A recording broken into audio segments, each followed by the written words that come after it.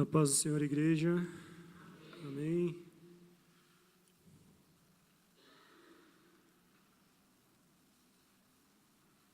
Quero te convidar a abrir a sua Bíblia no livro de Apocalipse, capítulo 21.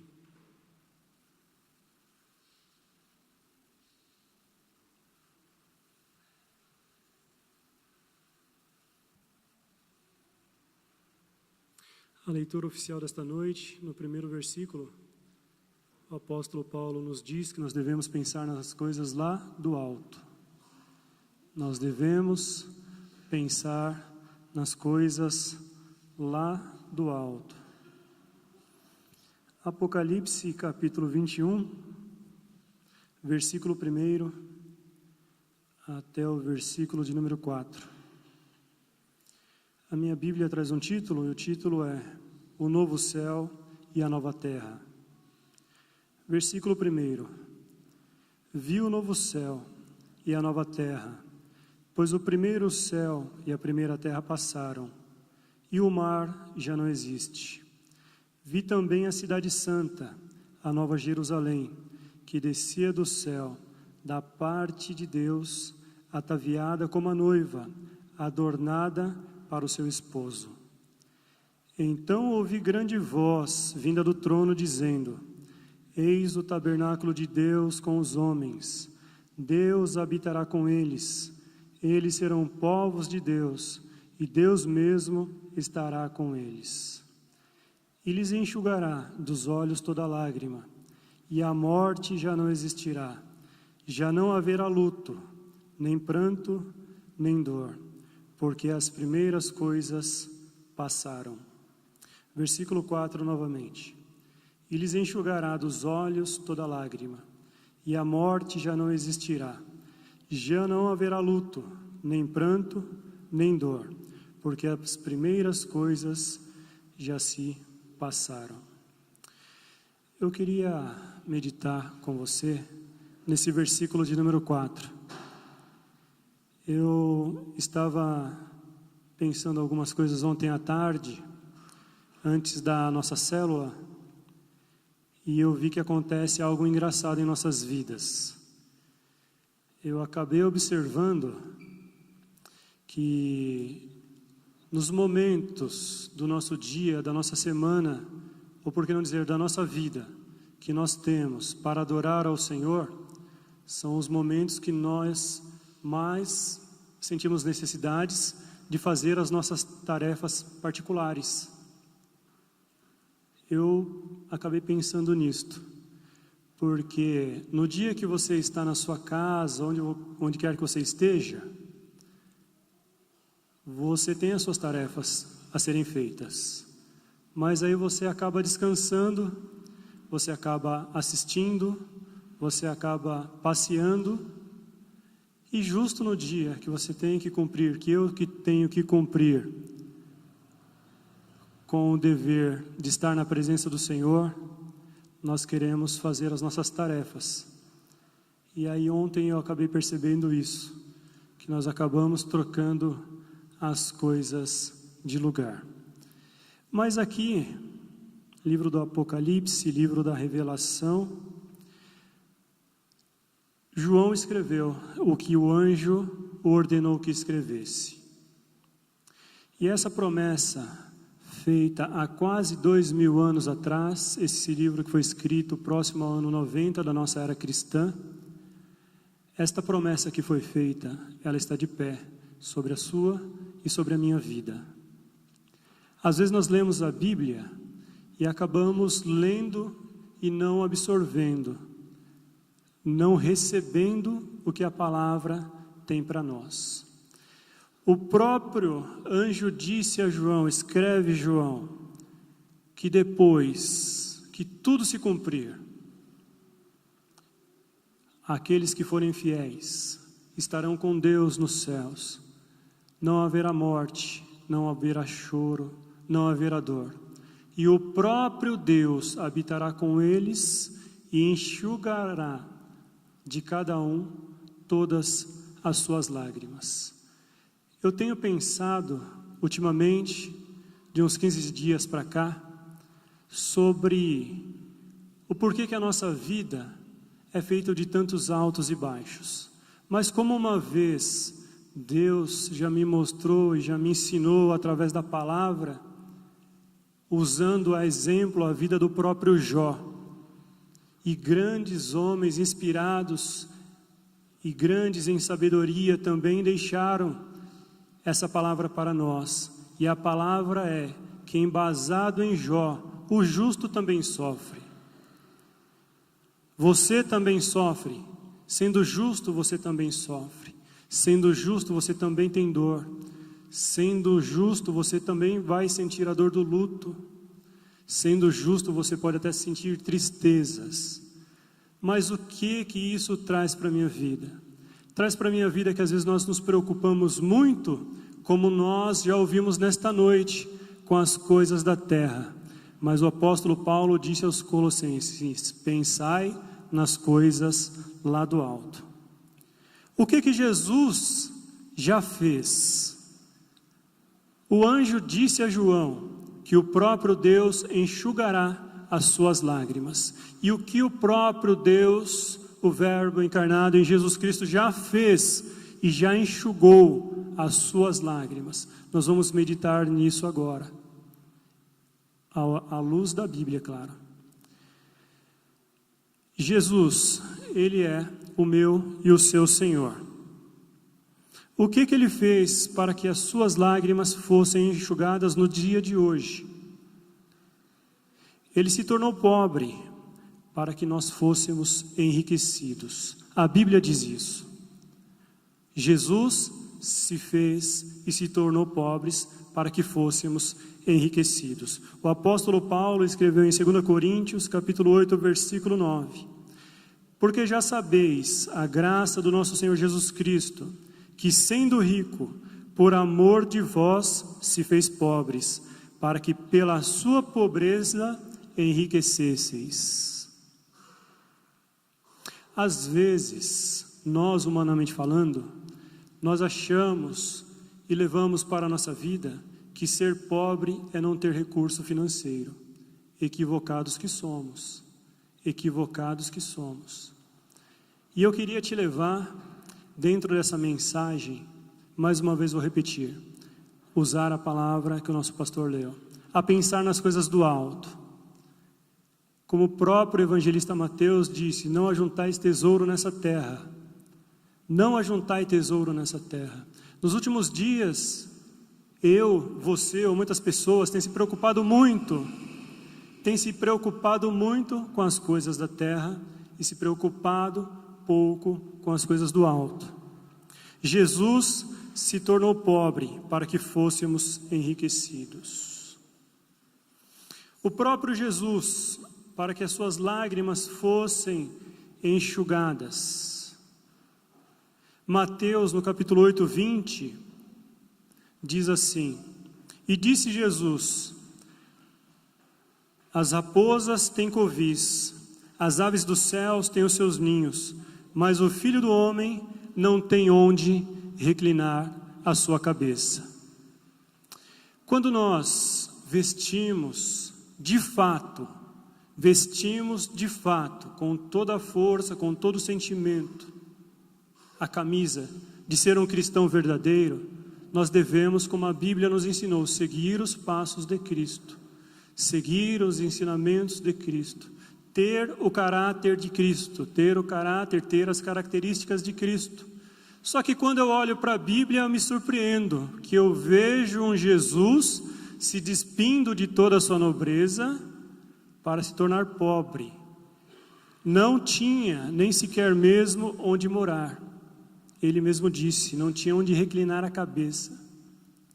E às vezes nós nos preocupamos tanto em conquistar, em querer, em avançar, em possuir, em granjear. E Jesus nos deu um outro modelo de evangelho. Jesus disse na cara, como nós costumamos dizer, na bucha de um jovem rico, vende tudo que você tem.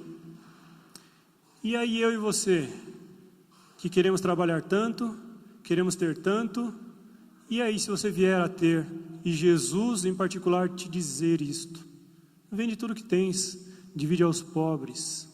Será que nós estaríamos prontos para isso? Imagino que não. Jesus, Ele foi feito varão de dores para que tivéssemos alegria. Ele se fez varão de dores para enxugar as suas lágrimas, para que você tivesse alegria. Assim disse o profeta Isaías no capítulo 53, versículo 3. Era desprezado e mais rejeitado entre os homens, homem de dores e experimentado em trabalhos, e como um de quem os homens escondem o rosto.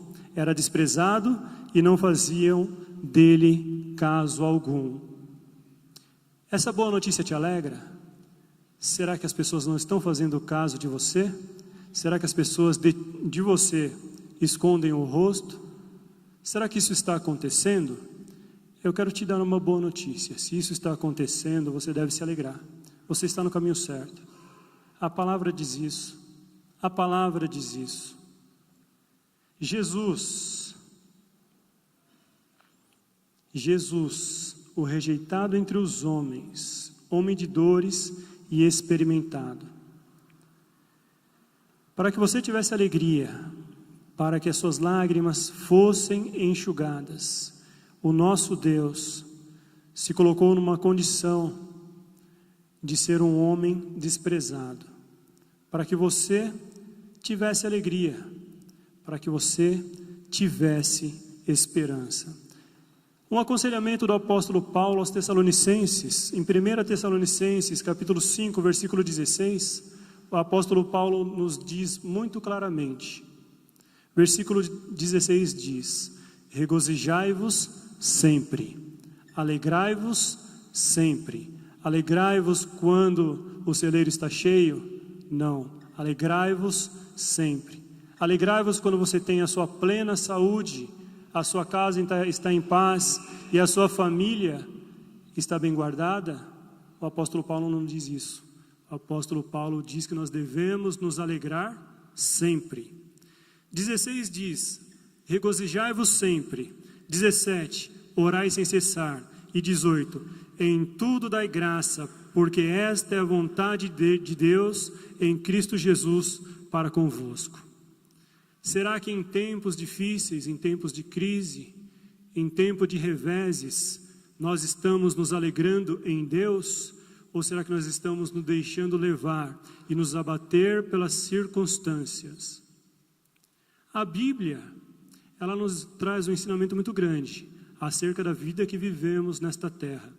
Resumidamente, ela diz que tudo que nós vivemos nesta terra é circunstancial, é passageiro, mas o que Deus promete é perene e é eterno. Ele disse que vai enxugar as suas lágrimas, mas Ele já fez algumas coisas para que você pudesse sorrir.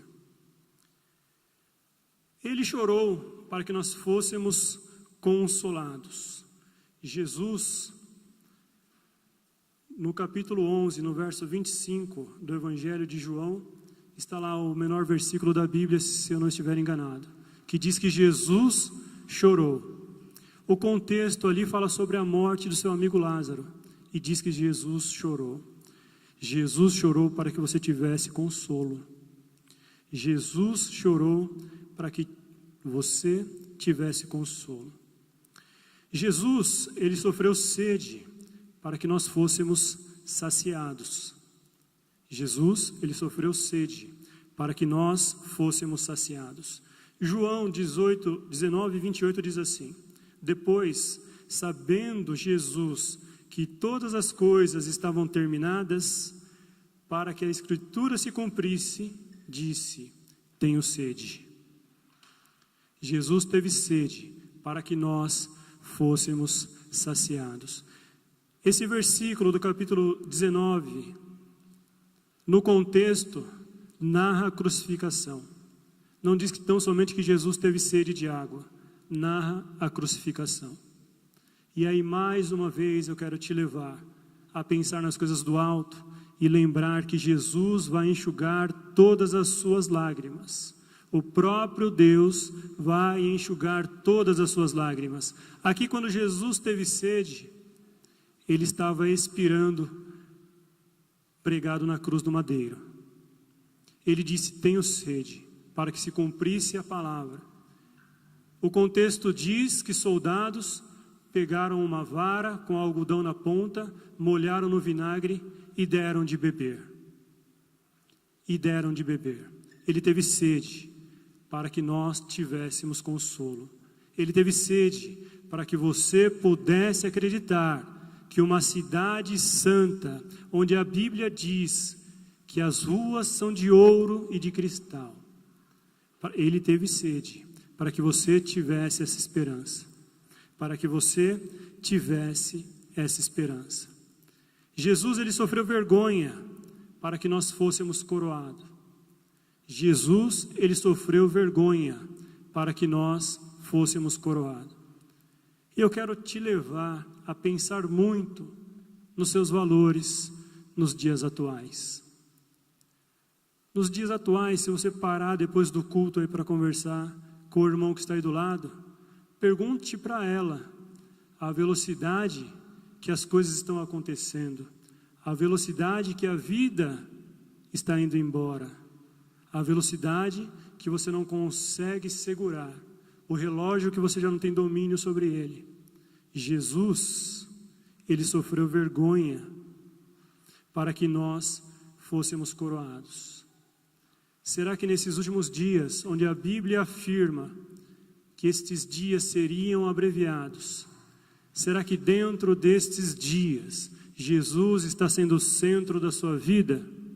Você já não está dando conta, eu tenho certeza disso, de cumprir com seus afazeres. Você sabe que a palavra vem se cumprindo, os dias vêm sendo abreviados, mas ele se fez por vergonha para que nós fôssemos coroados. Em que você está colocando a sua fé? Onde você está firmando seus passos? O que você está buscando aqui nesta vida ainda?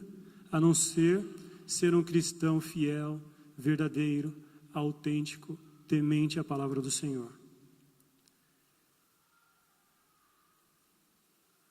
Ele diz que antes de enxugar as suas lágrimas e fazer essa promessa validada, o próprio Jesus disse que ele vai redimir a tua vida da perdição e vai te coroar de benignidade e de misericórdia. Jesus, antes de dizer que ele iria e que ele vai enxugar as suas lágrimas, ele foi feito pecado por nós, para que nós fôssemos feitos justos. O próprio Jesus se fez pecado para que nós fôssemos feitos justos. E onde está isso? 2 Coríntios, capítulo 5, verso 21. Aquele que não conheceu o pecado, o fez pecado por nós, para que nele fôssemos feitos justiça de Deus. Aquele que não tinha pecado, o fez pecado por nós, para que nele fôssemos feitos justiça em Deus. Ele enxugará dos olhos toda a lágrima, e já não existirá nem luto, nem pranto e nem dor, porque as primeiras coisas passaram.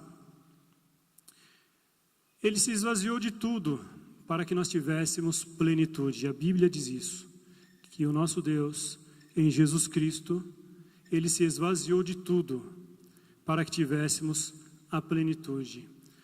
O apóstolo Paulo escreve aos Efésios, no capítulo 3, no verso 19, assim: e conhecer o amor de Cristo, que excede todo o entendimento, para que sejais cheios do Espírito de Deus. Ele se esvaziou de tudo para que tivéssemos a plenitude. Se você quiser acompanhar comigo, aí abre em Filipenses, aquela palavra tão conhecida.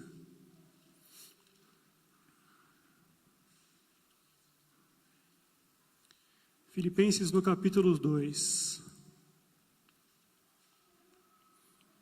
A minha Bíblia traz por título: Exortação ao amor fraternal e à humildade. Se há, pois, alguma exortação em Cristo, alguma consolação de amor, alguma comunhão do Espírito, se há entranhados afetos e misericórdias. Completai a minha alegria, de modo que penseis as mesmas coisas, tenhais o mesmo amor, sejais unidos de alma, tendo o mesmo sentimento. Não façais por partidarismo ou vanglória, mas por humildade, considerando cada um os outros superiores a si mesmo.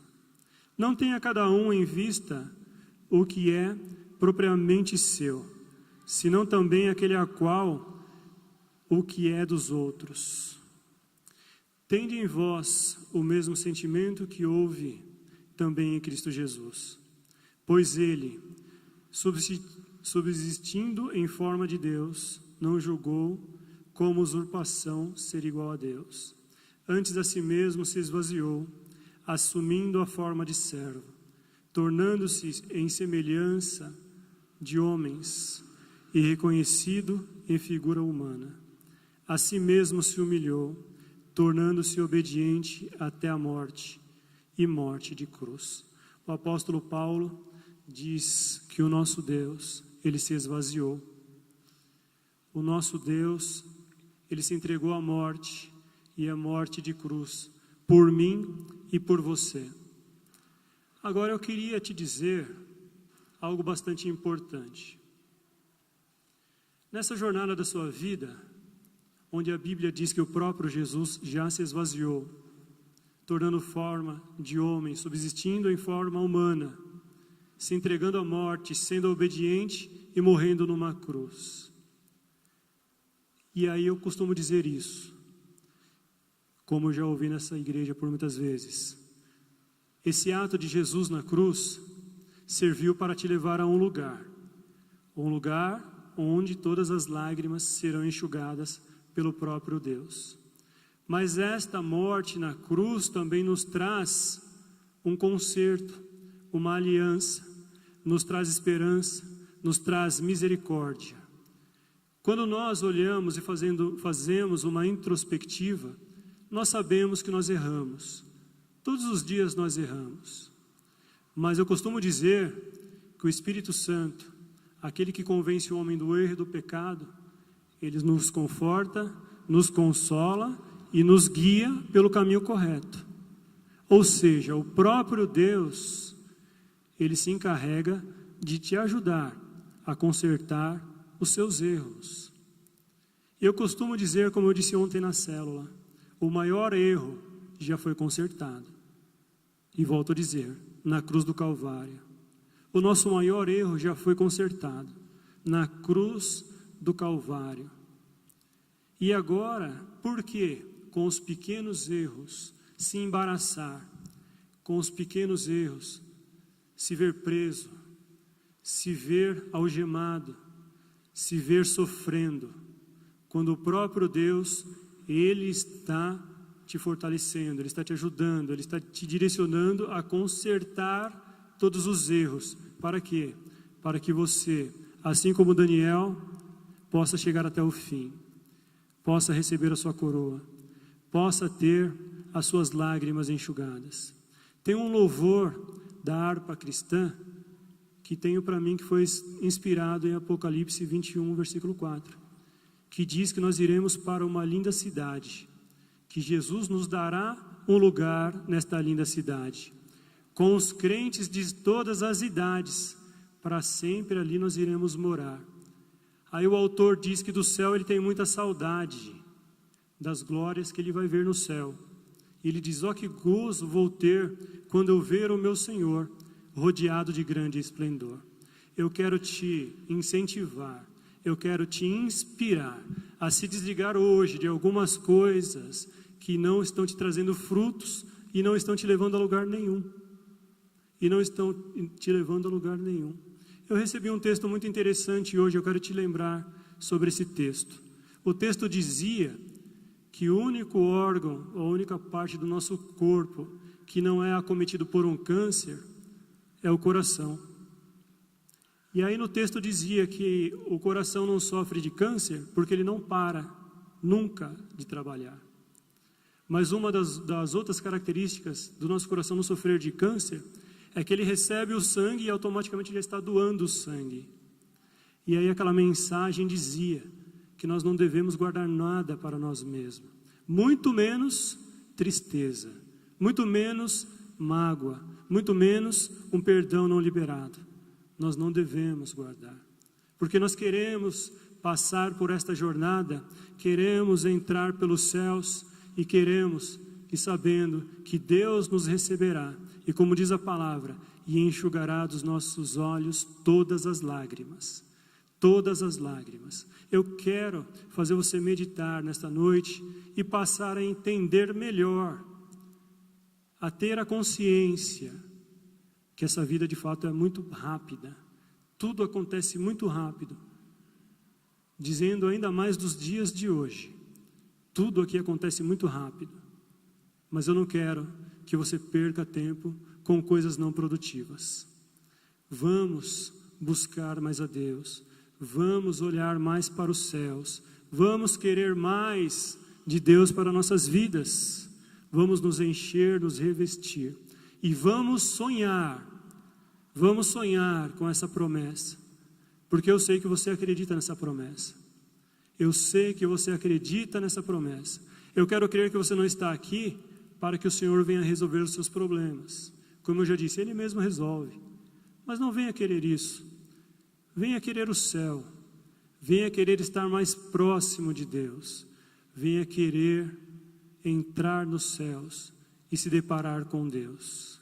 É isso que a palavra diz, que Ele enxugará todas as lágrimas, a morte já não mais existirá, já não haverá luto, nem pranto e nem dor, porque as primeiras coisas se passaram.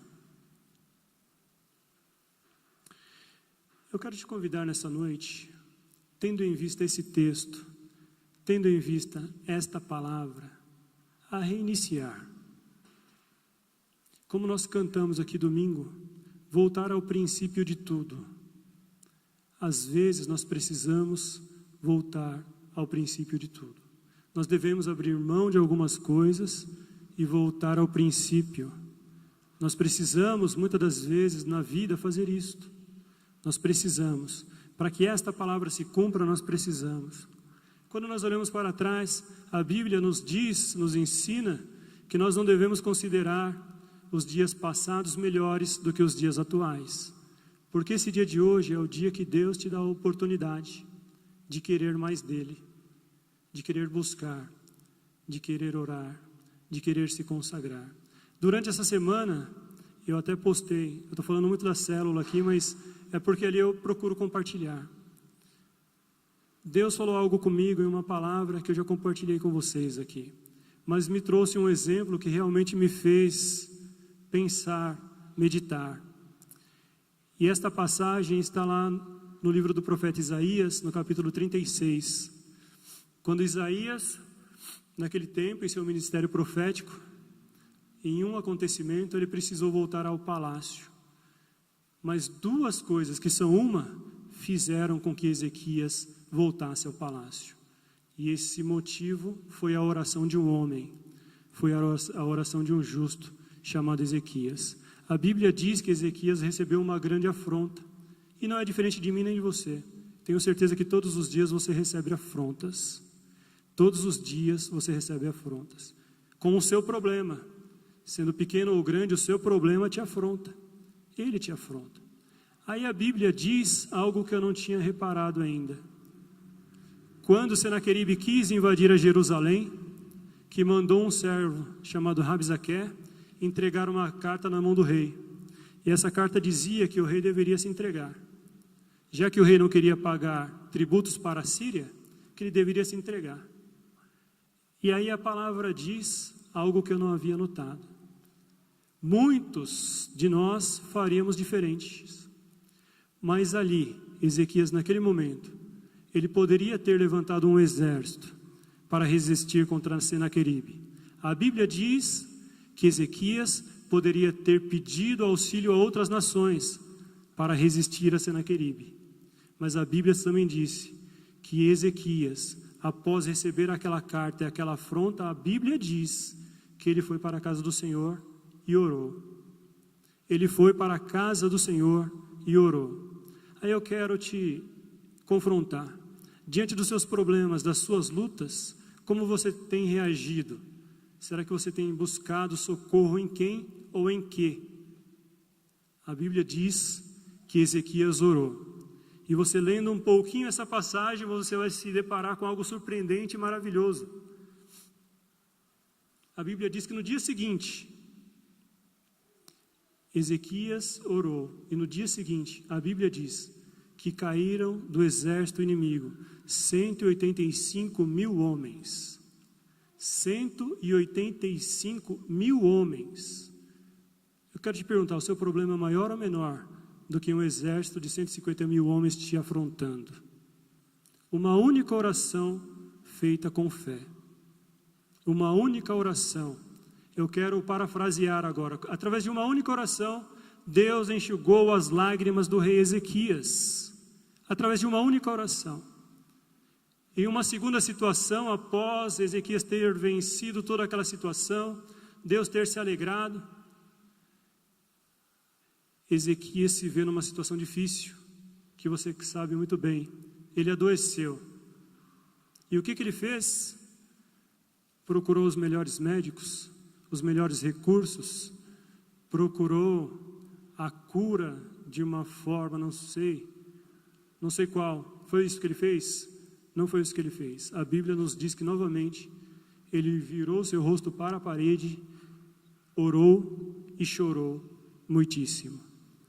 Através dessa segunda oração, Deus dá uma grande vitória a Ezequias novamente. Curou da enfermidade, 15 anos a mais de vida, sem nenhuma guerra, sem nenhuma luta, totalmente em paz em seu reino. Deus, Ele vai enxugar todas as suas lágrimas. Deus, Ele quer enxugar todas as suas lágrimas. Mas por que eu usei o exemplo de Ezequias aqui agora? Porque nós devemos orar, nós devemos buscar, nós devemos esquecer. Eu queria que você esquecesse dos seus problemas daqui a pouquinho e orasse com todas as suas forças. Nós já lemos aqui, em base bíblica, que Jesus já enxugou as nossas lágrimas. Ainda que esse texto seja um texto futuro, no capítulo 21, ainda que seja um texto escatológico de acontecimentos futuros, o próprio Jesus já fez isso por nós. Dentro do que nós lemos, foi desprezado, não teve casa, não teve moradia, chorou, teve sede, para que as suas lágrimas fossem enxugadas. Para que as suas lágrimas fossem enxugadas. O que você tem feito? Como você tem agido? Como você está demonstrando em atitudes para Deus que você quer que Ele enxugue as suas lágrimas? Esse texto aqui diz que o próprio Deus enxugará as nossas lágrimas. Isso num tempo futuro, mas o próprio Deus quer fazer isso também nesta noite. O próprio Deus quer fazer isto nesta noite em sua vida. Seguindo alguns exemplos, como nós já lemos, à vista de que Jesus foi um homem simples. Jesus teve uma vida simples. Você tem reparado e até mesmo criticado, imagino eu, algumas vezes do evangelho que está sendo pregado por aí. O evangelho onde você não pode ter dor, onde você não pode chorar, onde você não pode passar por nenhum aperto. Mas a Bíblia diz que o jovem rico que não teve nada disso, imagino eu que não entrou no céu porque ele não se desfez dos seus bens. E o que você tem buscado? O que você tem buscado? Um Deus que tão somente te cura, um Deus tão somente que resolve os seus problemas, um Deus que vai te enriquecer. Mas eu queria que em seu coração nesta noite estivesse presente que você busca um Deus, como disse o apóstolo Pedro: para onde iremos nós, se só Tu, Senhor, tem palavra de vida eterna. Se só tu, Senhor, tem palavra de vida eterna. Eu estava assistindo um jornal ontem na hora do almoço, e aí o jornalista pediu para que cada pessoa dissesse uma palavra que o representasse. E o jornalista, com sabedoria, ele disse: a palavra que me representa hoje é eternidade. É isso que eu quero, estar eternamente com Deus. Muitos definiram em outras palavras, em outras necessidades, mas aquele jornalista disse: a palavra que define a minha vida hoje é eternidade. Então que o nosso querer em morar com Deus eternamente esteja acima de tudo. Esteja acima de tudo. Como nós já lemos, Jesus já resolveu todos os seus problemas. Jesus já resolveu todos os seus e os meus problemas. E como está sendo o nosso comportamento hoje? Como está sendo? Mas a palavra ainda garante que, indiferente ou independente do nosso comportamento, o próprio Deus vai enxugar dos nossos olhos toda lágrima. Toda lágrima. A alegria que vem do céu para a sua e para a minha vida não tem que ser comparada, porque ela é maior do que todas as coisas. Assim como o nosso Deus é maior do que todas as coisas. Dele, por Ele e para Ele são todas as coisas. Eu queria que nesta noite você saísse daqui com esse sentimento em seu coração. Esse sentimento que o céu é real. O céu, ele é verdadeiro. E que nada nesse mundo deve ser comparado a isso. E nada deste mundo pode querer roubar a sua alegria. Porque você foi chamado para morar no céu. Você foi chamado a estar com Deus. Você foi chamado para estar diante de Deus. Amém? Amém. Que essa palavra fique viva em seu coração. Que essa esperança fique viva em seu coração. De que o próprio Deus enxugará dos seus olhos toda lágrima. Amém?